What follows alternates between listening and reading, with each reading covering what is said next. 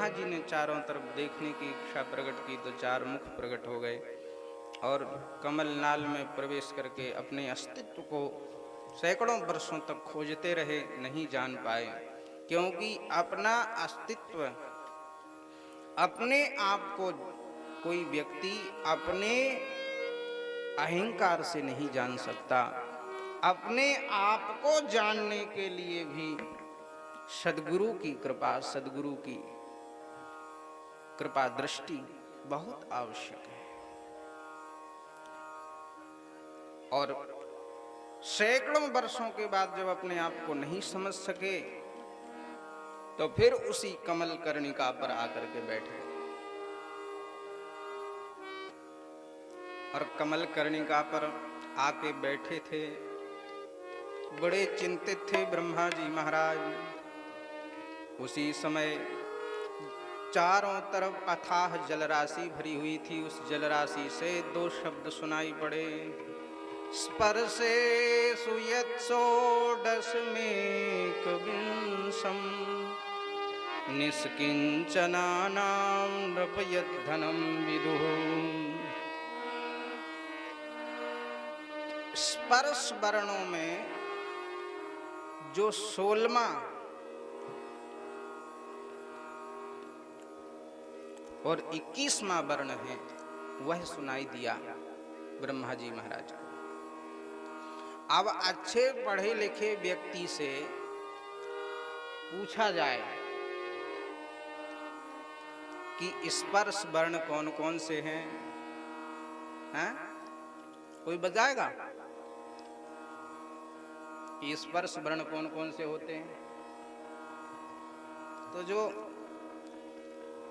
व्याकरण पढ़े होंगे वो तो बता देंगे, महर्षि पतंजलि को जिसने पढ़ा होगा वो तो बता देगा, लेकिन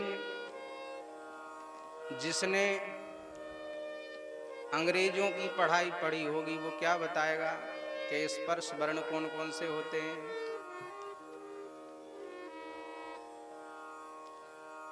स्पर्श वर्णों में भी 16वां और 21वां अक्षर सुनाई दिया ब्रह्मा जी को। तो स्पर्श वर्ण कौन कौन से हैं? तो कादयो मावसानाम स्पर्शाः, का से लेकर के, ककार से लेकर के और मां पर्यंत ये 25 वर्ण होते हैं। कितने वर्ण होते हैं, कितने अक्षर होते हैं? 25। और ये 25 स्पर्श संज्ञक होते हैं। अब कोई बताएगा इन 25 की गिनती करके? का से और मां तक कौन कौन से हैं? का खा गा घा ङा चा छा जा झा या टा ठा डा ढा ना ता ता, ये कौन सा है? 16वां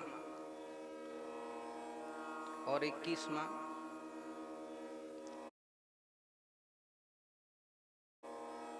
ता था दा धा ना और पा, ये पा है 21वां। तो दो शब्द, दोनों के दो शब्द सुनाई दिए, 16वां और 21वां। इन दोनों को जोड़ दो तो क्या बना? तपा। माने ब्रह्मा जी, यदि आप अपने आप को, अपने अस्तित्व को जानना चाहते हो, या तुम किसकी इच्छा से पैदा हुए हो, प्रकट हुए हो इस सृष्टि में, ये जानना चाहते हो तो तप करो, तपस्या करो। और ब्रह्मा जी महाराज तपस्या में लग गए और हजारों वर्षों तक तप करते रहे ब्रह्मा जी। और तपस्या से भगवान प्रसन्न हुए और प्रसन्न होकर भगवान ने दर्शन दिया और दर्शन दे करके कहा, त्वयाहं तोषितः सम्यक् वेद गर्भ शुश्रूषया चिरं भ्रतेन तपसा दुस्तोषा कूट योगिनां। भगवान ने कहा, हे ब्रह्मा जी, तुम्हारे हृदय में तो समस्त वेदों का ज्ञान विद्यमान है, तुमने सृष्टि की रचना की इच्छा से चिरकाल तक तपस्या करके मुझे भली भांति संतुष्ट कर दिया। तुतोष शब्द का होता है मुझे संतुष्ट कर दिया, प्रसन्न कर लिया। अब तुम वरम वरे भद्रन्ते वरेषां मभिवांछितम्, अब तुम वरदान मांगो मुझसे, मैं तुम्हें वरदान देना चाहता हूं।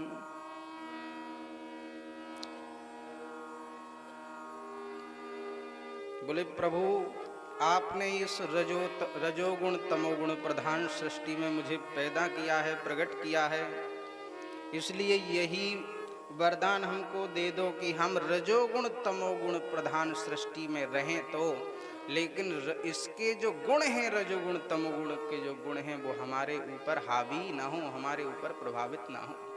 ऐसा आशीर्वाद दो, ऐसा वरदान दो। हम सृष्टि की भी रचना करें तो सृष्टि को बनाना रजोगुण तमोगुण का ही काम है, तो हम रजोगुण तमोगुण का काम तो करें, लेकिन रजोगुण तमोगुण हमारे अंदर ना आवे। कोई कोयले की खदान में काम करे और काला होने से बचा रहे, ये संभव है? कपड़ों पे दाग न लगे, संभव है? नहीं है। इसलिए तो संतों ने कहा, काजर की कोठरी में कैसो हूँ सयानो जाए, पर दाग लागी है पे लागी है पे लागी है। दाग तो लगेगा ही लगेगा। कितनी भी सावधानी रख के कोई काजल की कोठरी में प्रवेश करे, लेकिन संपूर्ण प्रकार से सावधान रहने पर भी दाग तो लग ही जाएगा काजल का। तो हम काजल की, ये संसार काजल की कोठरी है, इसमें हम आपकी इच्छा से पैदा हुए हैं, प्रकट हुए हैं, तो इसमें हम रजोगुण तमोगुण में कूदेंगे, सृष्टि बनाएंगे, सृष्टि का सृजन करेंगे, तो रजोगुण तमोगुण हमारे ऊपर कभी भी हावी ना हो, ऐसा आशीर्वाद दीजिए, ऐसा वरदान दीजिए। बोले ठीक है। तो ब्रह्मा जी को चतुश्लोकी श्रीमद् भागवत प्रदान कर दे। कितने श्लोक? 4 श्लोक श्रीमद् भागवत के प्रदान किए। वो कहा कि ब्रह्मा जी, इन 4 श्लोकों का यदि आप नित्य पाठ करते रहोगे तो इस रजोगुणात्मिका सृष्टि में रहकर भी रजोगुण तमोगुण से युक्त काम करने में भी, काम करते हुए भी तुम इनमें लिप्त नहीं होगे। और 4 श्लोक इतने अद्भुत हैं जो भगवान दे रहे हैं ब्रह्मा जी को। अब ऐसे नहीं दिया कि जैसे किताब लेके बैठे हो और पढ़ाया हो 2, 4, 6 दिन, महीना भर, साल भर ट्यूशन लगाया हो ब्रह्मा जी का, ऐसे नहीं। केवल संकल्प किया भगवान ने कि मेरे स्वरूप का, मेरे स्वरूप की ये स्वरूपात्मिका जो सृष्टि है, इसके समस्त रहस्य ब्रह्मा जी के हृदय में प्रकट हो जाएं। बस इतना संकल्प किया। भगवान कह रहे हैं, श्री भगवान वाचा ज्ञानम परम गुह्यम में यद विज्ञान समन्वितम सरहस्यम तदंगम चा ग्रहण गदितम मया। भगवान कह रहे हैं, हे ब्रह्मा जी, मेरा जितना ज्ञान है वह ज्ञान गुह्य नहीं, गोपनीय नहीं है, परम गुह्यम, परम गुह्य है। मेरे संपूर्ण ज्ञान को, विशुद्ध ज्ञान को, मेरे स्वरूप के ज्ञान को कोई भी समझ नहीं सकता। लेकिन मेरा जो संपूर्ण परम गुह्य विज्ञान से युक्त जो ज्ञान है, वह सारहस्यम तदंगम, समस्त अंगों सहित सारहस्य ग्रहण तुम ग्रहण करो। ये संकल्प कर रहे हैं पहले भगवान, मेरा संपूर्ण ज्ञान तुम्हें हो जाए। यावान हम यथा भावो यद रूप गुण कर्म कहा तथैव तत्व विज्ञानम अस्तुते मद अनुग्रहात्। ये कैसे हो जाए? बोले मद अनुग्रहात्। भगवान कह रहे हैं हे ब्रह्मा जी, मेरा संपूर्ण ज्ञान मेरे अनुग्रह से, मेरी कृपा से तुम्हें हो जाए। भगवान को भगवान की कृपा से ही जाना जा सकता है, अपने पुरुषार्थ से भगवान को जान पाना संभव नहीं है।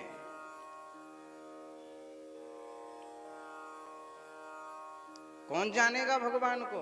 तुलसीदास जी कहते हैं सो जानो जेहि देहि जनाई, जानत तुम ही होए जाई।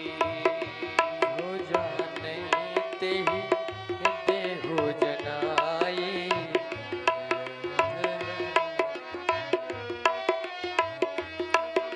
जिसको आपको वही जान पाता है जिसको तुम जनाना चाहते हो, जानेगा भी वही भगवान जिसको जनाना चाहेंगे, और भगवान की कृपा से जानेगा। भगवान की कृपा के बिना भगवान को कोई नहीं जान सकता।